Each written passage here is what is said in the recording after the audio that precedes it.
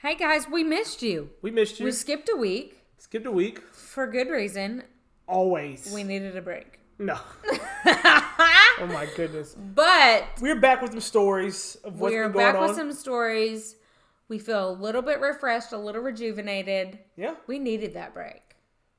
It's always going to take breaks. I needed it. I needed to read 2 books during that time. I needed to get pulled over. Hey, check it out. Check it out. Perfect. Welcome to the Mizell Show. An inspiration for a new generation. Hi, I'm Alanna Mizell, a loving mother of 2, a devoted wife to Steven, and an entrepreneur helping women realize their dreams and potential. And I'm Steven Mizell, caring father of 2, a devoted husband to Alanna, and a driving force to help young men prepare for life after college football. And if that wasn't enough, we're a biracial couple. She was raised in the North, but I was raised in the South. The only thing normal about our lives, who am I kidding? It's never normal around here. Join us for the Mizell Show. Right now. Let there be light. No, we're not going there tonight? Negative, but you Negative. saw lights go whoop whoop. Bruh, that was way too soon. You just gonna dive right That in was there? good though. I did see lights. That was good though. That was very, a quick one. Quick one. Hey. I guess it's that coffee kicking in for you over there. Drinking coffee. I just took my first sip, and it's a decaf. Still, decaf can pack some punch for some people. No? I don't drink literally coffee. doesn't make sense. It has no caffeine. Decaffeinated. But it being a hot drink might give somebody... Took it out. Give somebody a little perk. No, it calms me. Your decaf coffee calms Centers me. What number cup of coffee is it today? Oh. No, not that. Oh. How many did I have? I just had 1 before I left, 1 in the car, and 1 at work. 3. 4. 4. This is my 4th. That's not bad. No, when 3 of them were caffeinated, 1's not. Yeah. 1 was free. You got free coffee today? Free? Yeah. I can get free coffee at work every day. Is it good coffee though? No, absolutely not. How do you know it's not good coffee? Because I drink it. Because you know good coffee? How do you know it's not? But could you like bring something to spice it up? Like bring some almond milk and keep it in the fridge at work? Yeah, so this morning, the coffee that I had with me to work had too much almond milk in it, so I drank half of it, and then I filled it with 2 shots of espresso. So I guess technically I have had more than 3 cups. Yeah, now the truth's coming out there. Oh my goodness, all these shenanigans over here. Lucy does it. Okay. Yeah. Okay. So we closed out Black History Month. Closed out Black History Month. Had a phenomenal awesome. guests from my father to Dominic to India. I know, isn't that crazy? It was really good. It was really good to have that. And just those nuggets, but I think what we learned from those were just people have some fascinating stories. That and, I mean, I've known your dad for years, and you've obviously known him for 32 years. And you just kind of, I feel like we take our parents or some of our elders at face value. Yeah. And I was actually thinking about when I was in school, and you go through when MLK died, and you go through JFK or World War II, and you always get those projects of a series of questions from like your history teacher. Mm-hmm. Find somebody who was alive when blah, blah, blah, blah, blah. And I was thinking about how there was never a question of, for me at least, growing up in New England, find somebody who was alive during segregation. Yeah. Like, that's not a question that's asked. No, it's true. Because it's a hard topic to cover in school, but...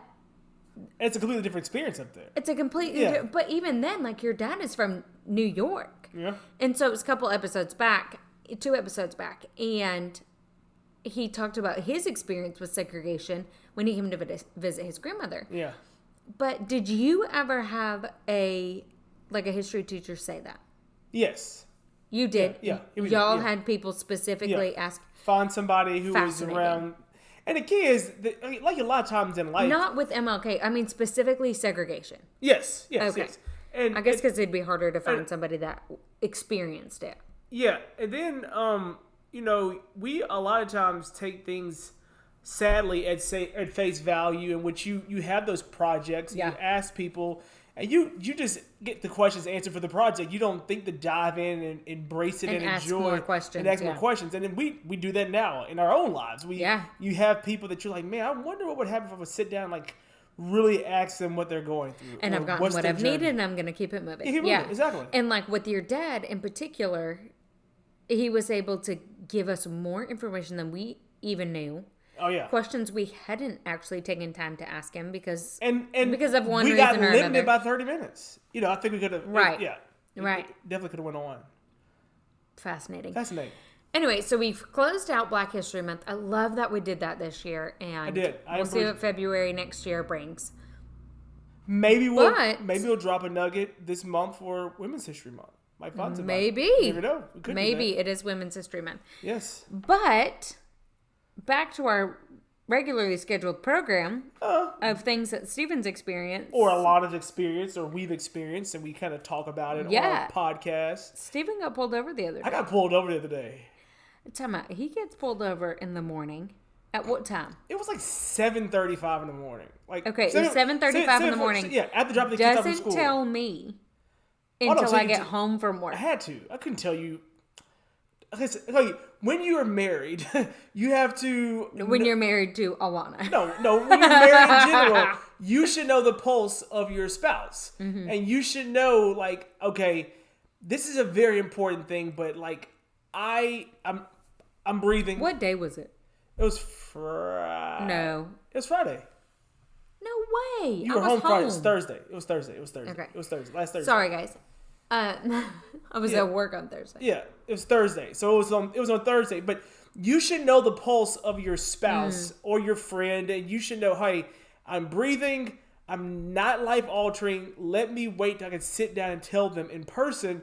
Because if I would have called you in the car while it was happening, your day would have been a wrap. Like, it would have been, you'd been wrecked. Yeah, I would have lost it. Exactly. But you had time for it to marinate. I had time for it to marinate. And process and figure some stuff out. And have a conversation with you about it. Where, here's the flip side. Something like that happens to me. Calling me.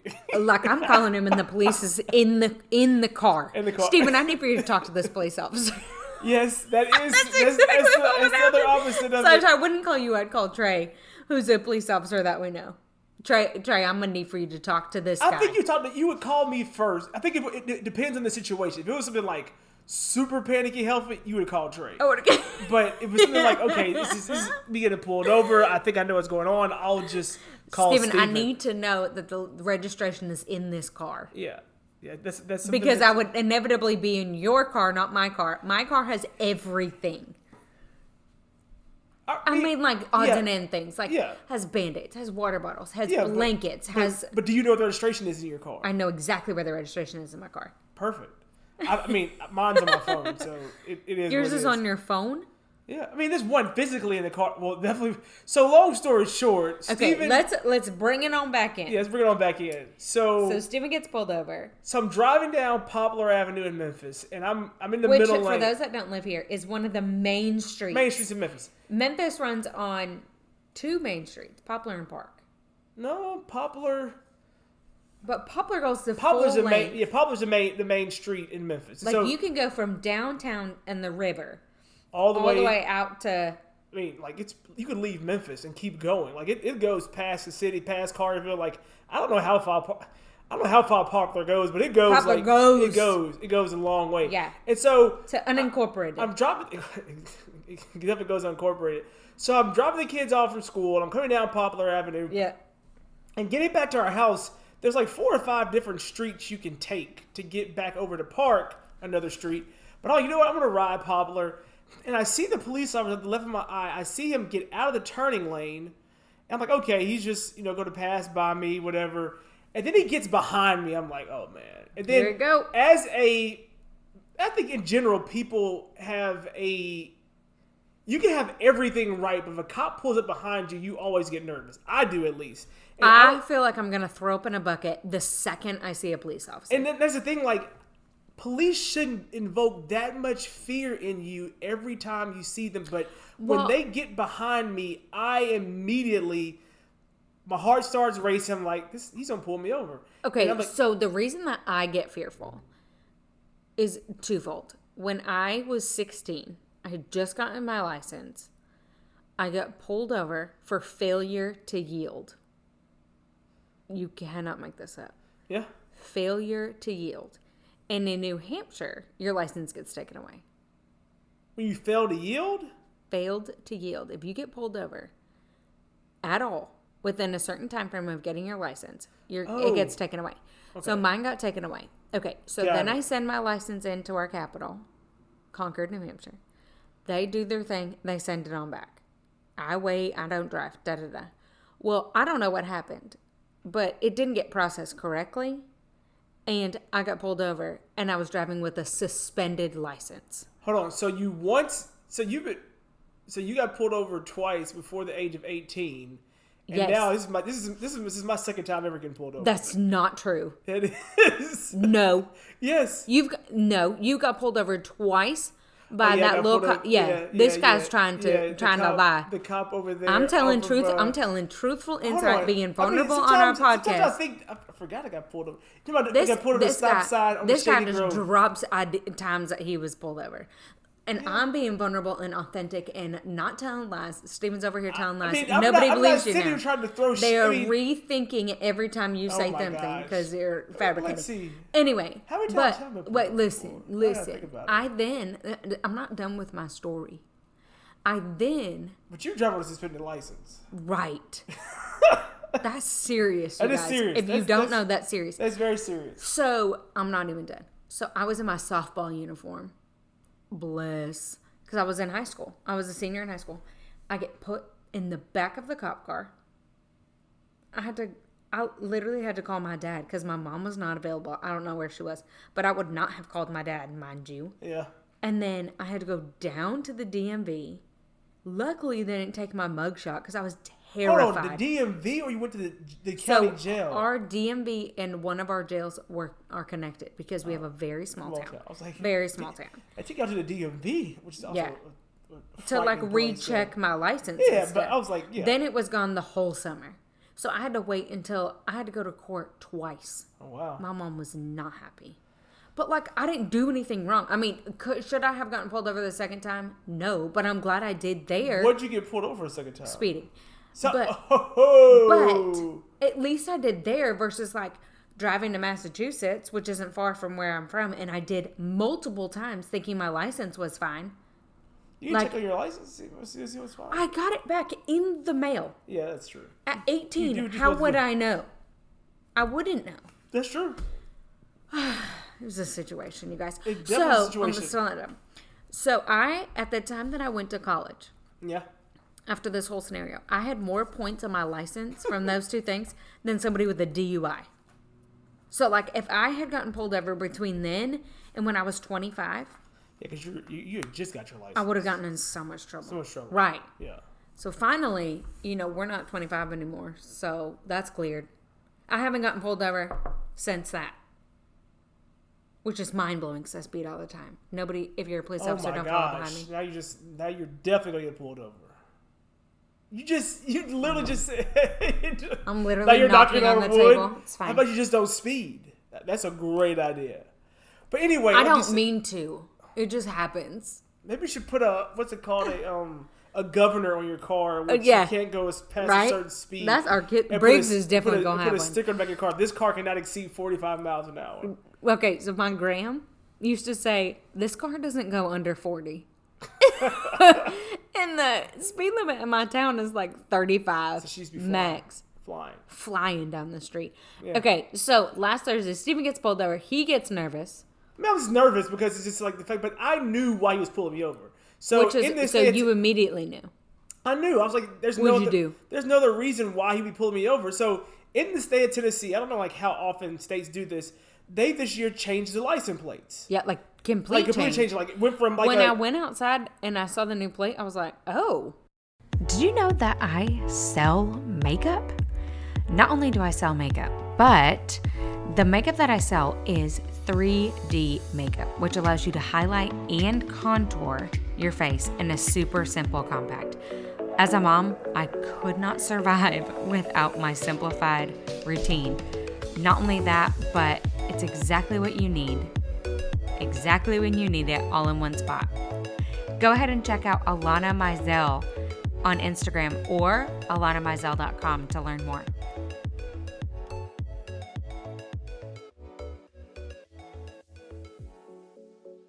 It was a white, and then they completely changed the plates. It was a. You're gonna give the detail of it? No, it was a blue plate. So long story short, right? That is a key identifying. It's a huge identifying mark. So when he saw my plate, he knew it was an older plate, and then he saw the tag on it. It was expired. Okay, for people that don't live in the South, I had never heard what a tag was. A license plate. Like the year date. The year date.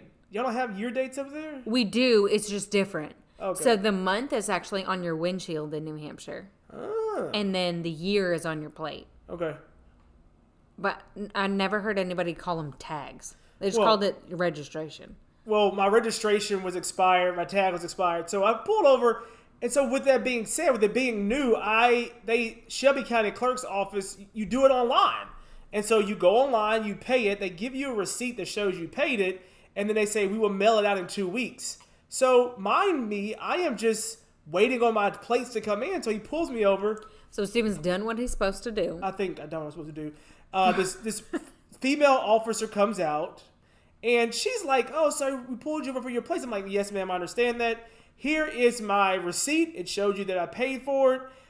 So there's my verification. Here's my verification. I've done everything I'm supposed to do. Then her superior officer comes out. So when there are two people in a car, the girl that came out was the ride-along. She clearly was a ride-along. Long story short, he was the dude that was her superior, boss, whatever. And he was just so adamant that my tags were expired. I was like, yes, but I have physically done everything that I can do, like to get them, right? Like I've paid for them. I've paid for them. You see it's coming. Well, then he says, well, that means you just have a case where you go to court. I'm like, so you're making me go down to court and take off time? He's like, let me go back here. Let me see your license plate. Let me see your license. So then he goes to the car and he sits there. Then everybody who gets pulled over, if you're sitting there for like more than 5 minutes, they're writing you a ticket. And I look back and I'm like, This man is actually writing me a ticket. Then he sends her back out there to get the ticket to me. And I'm like, so you're forcing me to get a ticket for something that I had no control over. Like, I did what I was supposed to do. Well, that means when you go to court, so now I have to take off time for work. Yeah, do you want me to get my other officer? I'm like, you know what? I just took the loss. I was like, I'm not going to let this escalate. I am not going to belittle them. I'm not going to let them belittle me. I'm just going to walk away because as an African-American male, you have those moments. Like, I felt like the longer I sat there, the longer I was going to get agitated and the more frustrated I was going to get because I'm like, where's the grace? He grace for who? Shelby County Clerk's office. That's who needed it. Shelby County Clerk or me, like the driver, like I did what I was supposed to do. But my whole point is, it's not even grace to you. Like, there's nothing you could do. Yes, so why write me the ticket? So then I go and I call the Shelby County Clerk's office, and I was on hold. Wait. I think we need to give some more scope of this situation. What? Just because of curiosity, y'all, I haven't even asked these questions. What ethnicity, color did the girl appear? They both were black cops. I didn't know that. Oh yeah, they both were black. Oh yes. Y'all are supposed to be like Band of Brotherhood. Ain't no Band of Brotherhood. it's so frustrating because you want to give officers, and like again, like I said, it's not all of them, but you want to give them. It's not. I mean, we said somebody that I would call. Yes, if I was and you're in just trouble. like. Right.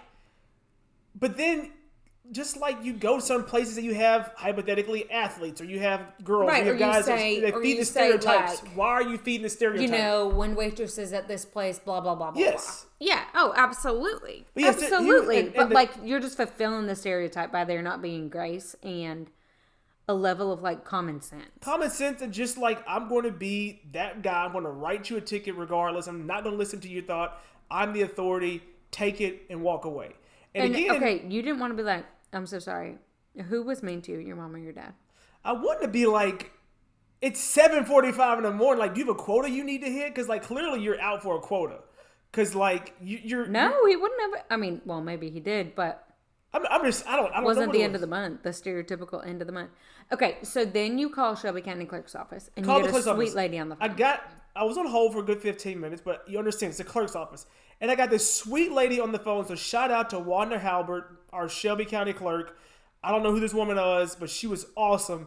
And I said, hey, this is Steven Mizell. I just got pulled over. I am not happy right now. Oh, I'm so sorry you experienced that. What happened? I was like, I have my receipt. I paid my tags, and they still gave you a ticket. Hold up, he gave you a ticket anyway? She ready. I'm like, yes, he did. I wish she would have been in that car with you. I was like, yes, he did. She was like, what did he do? I was like, well, he just ran my tag. She's like, I bet he didn't run your VIN. I'm like, what do you mean? She's like, if you didn't ran your VIN is registered with the state of Tennessee, and it is updated. And I was like, I did not know that. And so that's like, lazy. And then she said, exactly what she said, I bet he was just being lazy. And she said, I bet also if you had been pulled over and you been an African-American male and you'd have had no tags, you would have ran that VIN and see if it was stolen. And I was like, oh, okay. Bet he did. I bet he would have. But he did not. You don't know if he did. No, he did. He didn't run the VIN because if he ran the VIN, he would have seen it. He would have seen it. But if it was no tag, he would have had to run the VIN. But he was lazy and just looked at the tags. Yeah. And said, you know what? This square black guy is going to take this L. And I'm going to get my ticket now. I'm going to get my ticket. He's not going to fight it. And I was like, it's so many things about the situation. And he probably thinks you're not going to go down to fight the ticket in court. Well, I have to. You can't just pay it? No, no, if you go down to the court, they'll throw it out.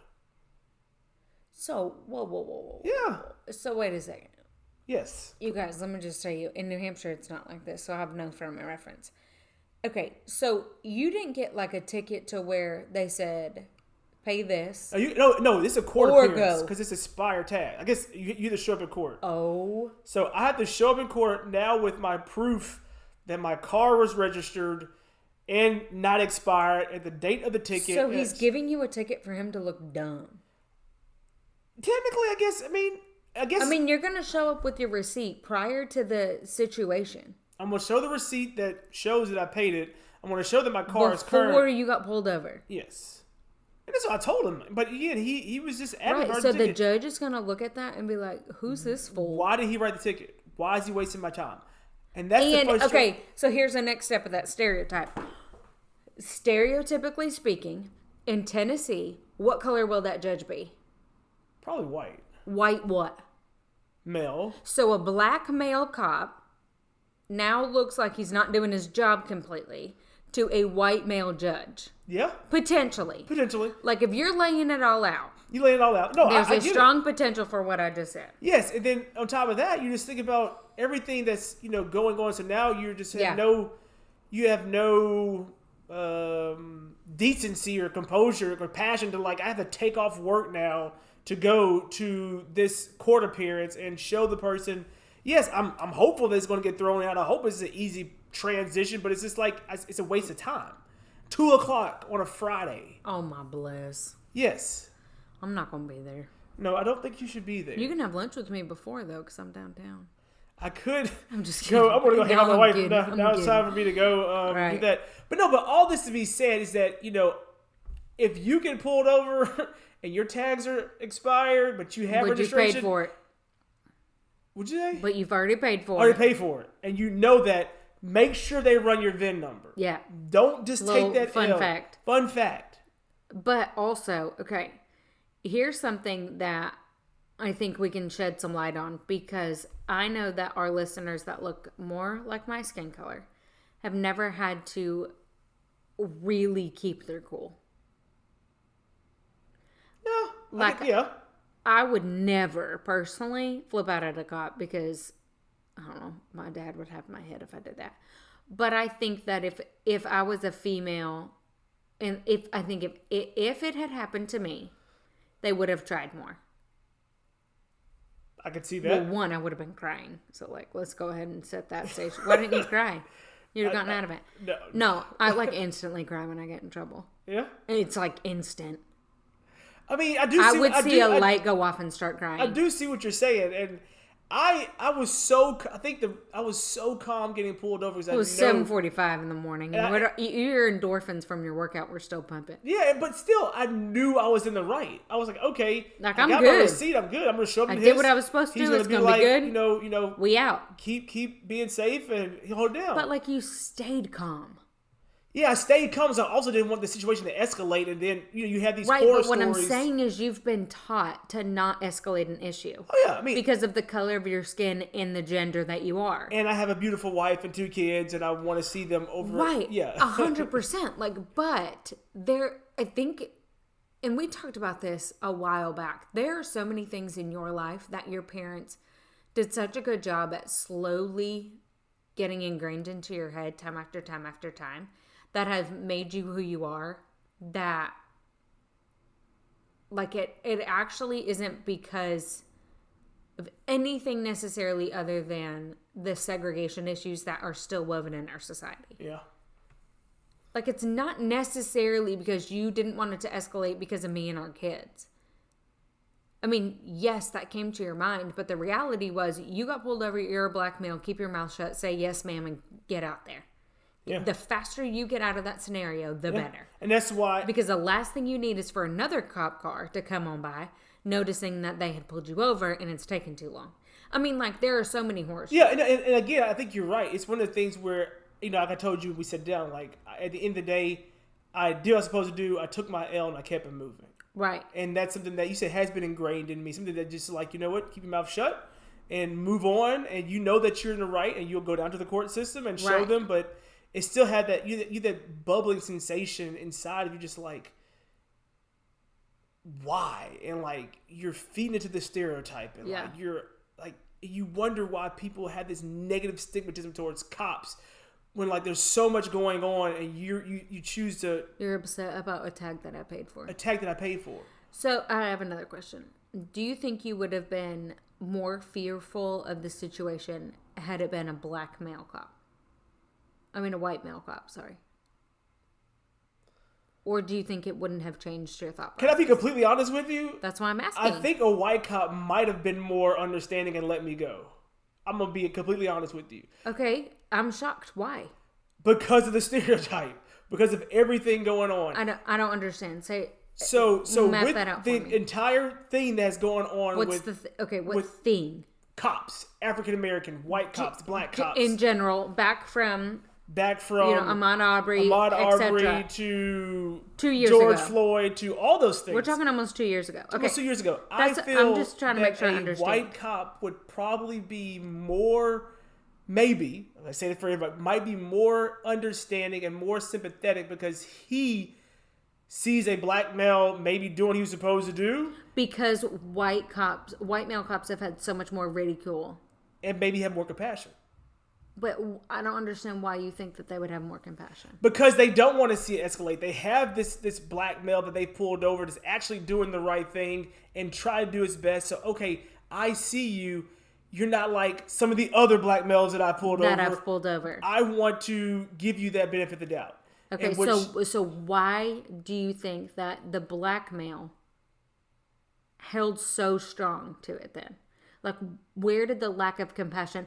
And, y'all, we are so just guessing. I'm just asking Steven these questions. More so on what he felt like digging into this specific it kind of felt like it was a disrespect because he, as a black cop, you just feel that maybe you're going to have a brotherhood. Maybe you're going to give me or help me. But he was just like, no. But do you think that potentially male cops have a different level that they're currently being held to?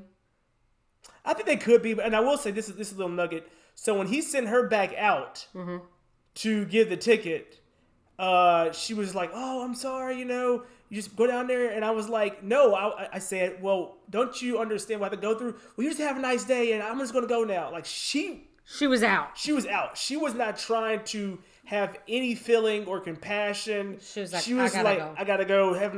She was literally saying, "Have a nice." Compassion, but lost the battle. And then she couldn't. Yeah, and like she was literally walking away, like saying, "Have a nice day," because she couldn't face it. And so all that to be said is that when I saw that African-American male police officer, I thought that there might be a little bit of sympathy for the person that did the right thing. It wasn't like I was saying, like, give me a break because I did speed. What I'm asking is, why do you think, potentially, that black male officer would have less compassion on you than a white male officer in the current climate? I don't know. But that was your instinct. That is my instinct. But you don't know why. I don't know why. You feel like that. I don't know why I feel like we've that. got the answer from a white male perspective. What I'm struggling to understand and dig deeper on is, why do you feel like it was almost like a downturn in the scenario when it was a black male that got out of the car? I don't know. I mean, maybe it's I don't know. I really don't know why you feel that way. Why I feel that way. Do you feel like you personally do better communicating and connecting with white males in power, or do you feel like you are more used to white males in power because that's systematically what we're exposed to? I mean, I think at the end of the day, I feel that I don't know the answer to that question. I mean, I think I'm used to seeing, white males in power. You're used to seeing those roles and whatnot. But I can't. I don't know. And like, that may be something for us to dig into at a later date. I just made me think of it. Is, there's so many times in Steven's life that he's had to fight for something. Yeah. And more times than not, you're fighting to communicate and connect more so with white males in power. Yeah. Yeah. I mean, really, you don't bother to fight with black males in power. Yeah. Because, the ones that have been in power that I've been in relationship or conversation with in my career, I've gotten along with them well. And there's been... Right. I'm not saying you don't get along with them, but I'm thinking of one specific scenario to where you probably could have stood your ground more, but didn't. And it's now making me wonder, what if that was a white male versus a black male? I don't know. You guys, there's literally no answers to that. There's not. I was just curious. Yeah. The whole point, Steven really wanted to give you guys a PSA. If you get pulled over and you've paid for your tickets, have them check your VIN number. Hopefully the same guy doesn't pull anybody else over. And maybe you just make a day of being downtown. Make the most of it. And make the most. Make the best out of the bad. And just shake it off. Shake it off. Okay, guys. We hope that you're having a fantastic week. Make it a good one. Make it a good one. Don't get pulled over. If you do, be nice. Be nice. Keep it moving. Take the L. Take the L. Keep it moving. Take the L, and then call the lady at the county clerk's office. She'll make you feel better. Yes, she will. You probably should have kept her number so she could just make you feel better all the time. She could have her guest on the podcast. Let's go, right? Right. Call back the clerk's office. Wait another 15 minutes. Thanks, guys. So if you guys are enjoying this, definitely leave us a review. Give us the feedback. If there's something you guys want us to talk about, reach out to us on our website at themizellshow.com.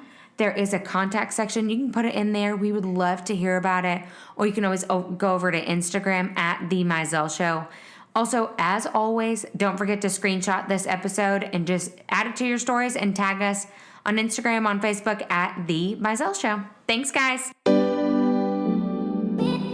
Are you loving The Mizell Show? Well, we love you all. And did you know that you can have me and Steven talk to your team or a group of 25 of your friends? All it takes is 25 people showing up on either a Zoom call, a Facebook Live, or really anywhere. Hopefully in person sooner rather than later.